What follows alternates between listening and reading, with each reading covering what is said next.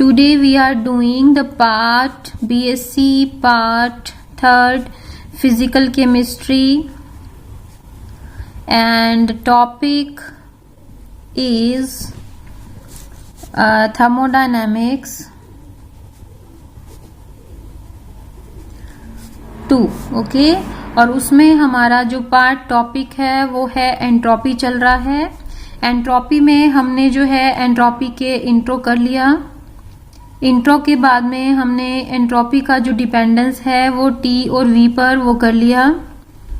Entropy के साथ में हमने जो है अब टी और पी पर भी डिपेंडेंस जो है वो आगे करेंगे। तो इस तरह से एंट्रोपी पर जो डिपेंडेंस है वो इस तरह से आगे चल रही है, ठीक है। तो उसमें आगे करते हुए इसमें हमने एक टॉपिक और किया था इंट्रो के बाद में, वो था आइसोथर्मल प्रोसेस जो होती है यानी समतापी प्रसार, ठीक है। तो उत्क्रमणीय समतापी प्रसार में एंट्रोपी डेल्टा एस की वैल्यू क्या होती है वो देख लिया हमने। अब हम जो देख रहे हैं यहाँ पे वो है आइडियल गैस के लिए। आइडियल गैस के लिए हम लोग जो है किस तरह से एंट्रोपी परिवर्तन जो है वो कर सकते हैं, मतलब एक आइडियल गैस में एंट्रोपी परिवर्तन क्या होना चाहिए। तो एंट्रोपी परिवर्तन के लिए हमें पता है कि डेल्टा एस या डी एस जो हम लिखते हैं, D S is equals to हमने D Q reversible upon T लिखा, ठीक है, क्योंकि हमने यहाँ पे delta S is equals to Q reversible upon T लिखा था, बस उसी को हमने थोड़ा चेंज किया है, D S is equals to D Q reversible upon T, ठीक है। इसका मतलब होता है जो एंट्रोपी होती है वो जो है फलन होती है, तो वो फंक्शन किसका होती है, तो वो हो सकता है कि मतलब पी वी और टी में से किन्हीं दो के फंक्शन होती है, फलन होती है, ठीक है। तो अधिकतर वो टी और वी होते हैं, ठीक है। या फिर ताप जो इसमें होता है वो एक सामान्य ताप अगर हो तो दूसरा जो है वो आयतन भी हो सकता है और दूसरा दाब भी हो सकता है फलन, ठीक है। तो इसी तरह से हमने फर्स्ट लॉ लिखा। फर्स्ट लॉ ऑफ थर्मोडायनामिक्स जो हमारे पास था वो था D Q reversible is equals to D E plus P D V, okay. D Q reversible is equals to D E plus P D V, ठीक है। ये आया कैसे हमारे पास, हमने लिखा था जो डी ई होता है वो क्यू रिवर्सिबल माइनस डब्ल्यू होता है, यानी ऊष्मागतिकी का प्रथम नियम कहता है कि जो इंटरनल एनर्जी है क्यू माइनस डब्ल्यू होती है, ठीक है। तो इस तरह से हमारे पास अगर यहां पर हम चेंज करें, हम लिखते हैं डी क्यू रिवर्सिबल, ठीक है, उसका मान निकालें तो हम लिख सकते हैं डी ई प्लस डब्ल्यू।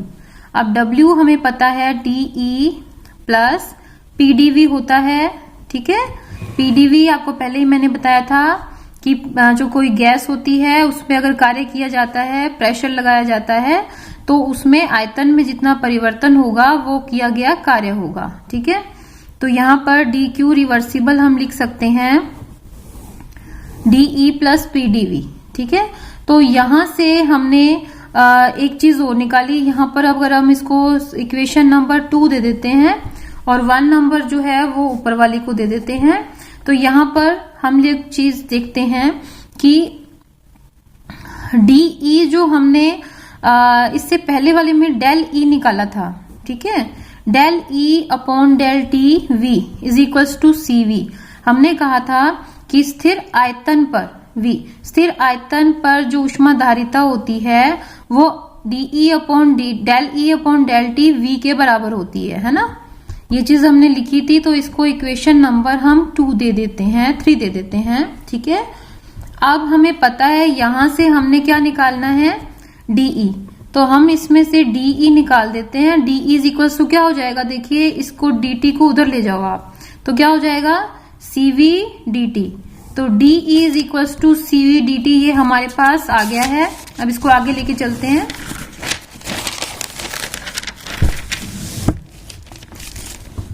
तो यहां पर हमने ये लिखा DE is equals to CVDT। Okay, ये इक्वेशन हमने लिख ली, ये 3 नंबर इक्वेशन लिख ली हमने।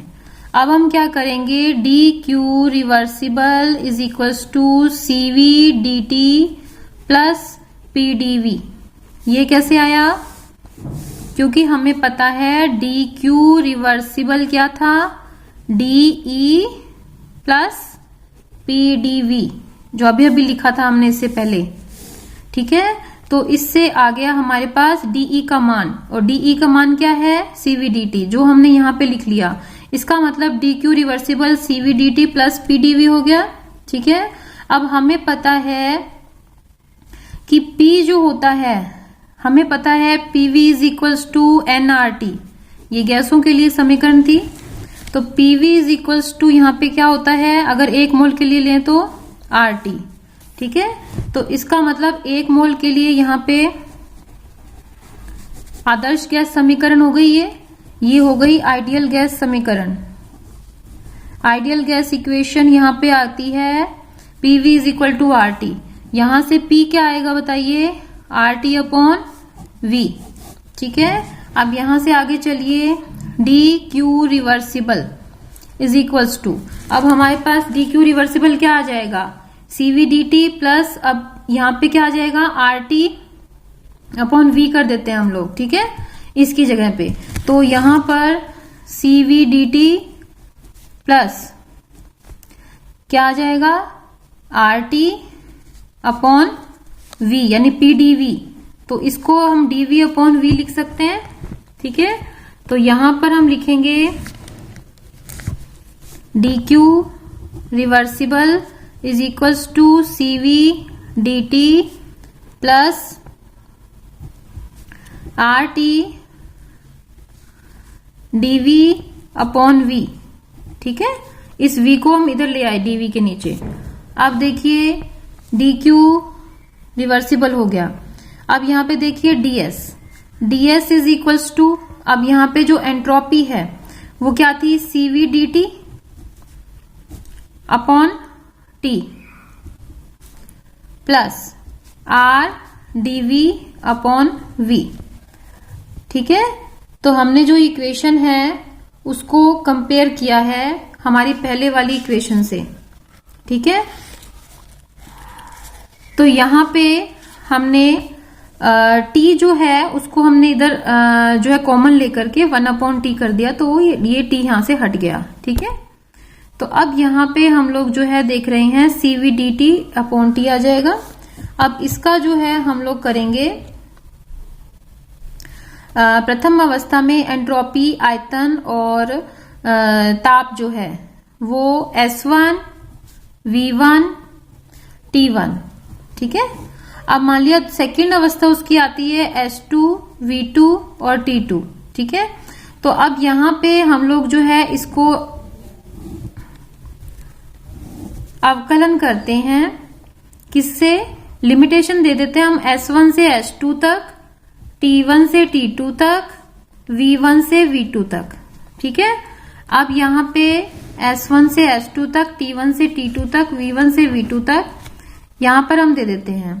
ठीक है, तो यहां पर हम लिखे, यहां पे देख क्या करेंगे, देखिए CVDT अपॉन T, और यहां पे हम लोग क्या करेंगे,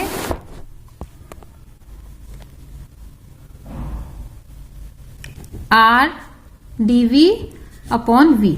अब हमने कुछ नहीं किया, जो ऊपर वाली थी उसमें उसकी लिमिटेशन बता दी, T1 से T2, V1 से V2, S1 से S2। ठीक है, ऐसा करने से हमारे पास क्या होगा कि इनकी जो लिमिटेशन है वो आ जाएगी। ठीक है, तो अब हम इसको सॉल्व करते हैं। तो S1 से S2 का मतलब है S2 minus S1 is equals to delta S। ठीक है, तो delta S is equals to CV। अब T1 से T2 तक है तो CV में चेंज नहीं होगा, क्योंकि ये ऊष्माधारिता है स्थिर आयतन पर। तो T1 से T2 तक जब हमने चेंज किया तो यहां बचा क्या नीचे, 1 अपॉन T dt। ठीक है, और प्लस में क्या किया, R भी एक स्थिरांक है तो इसलिए इसमें भी चेंज नहीं होगा। तो अंदर वाली रकम जो बची वो क्या थी, dV अपॉन V। तो हम लिखते हैं 1/v और इंटू dv। ठीक है, इससे क्या होगा, इसका अवकलन हो जाएगा और ये डेल्टा S आ जाएगा। तो डेल्टा S आने पर हम लिख सकते हैं यहाँ पे डेल्टा S आएगा, तो इसमें delta S is equals to CV। अब लॉग ले लेते हैं इसका, log T2 अपॉन T1, क्योंकि T1 से T2 तक है ये, तो T2 अपॉन T1 और प्लस में लिख सकते हैं R log V2 upon V1। ठीक है, तो अब हमारे पास ये जो है इक्वेशन आ गई ये वाली। ठीक है, अब इसको हम क्या करते हैं, ये हो गया। अब अगर n मोल के लिए लें तो क्या होगा, यहाँ पे n लगा दो। ठीक है, तो ये n मोल के लिए एक आदर्श गैस के लिए जो है वो इक्वेशन है n मोल के लिए एंट्रोपी के लिए।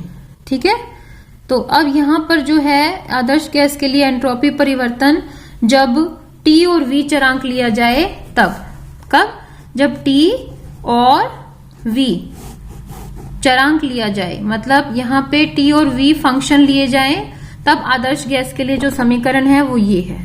ठीक है, थैंक यू।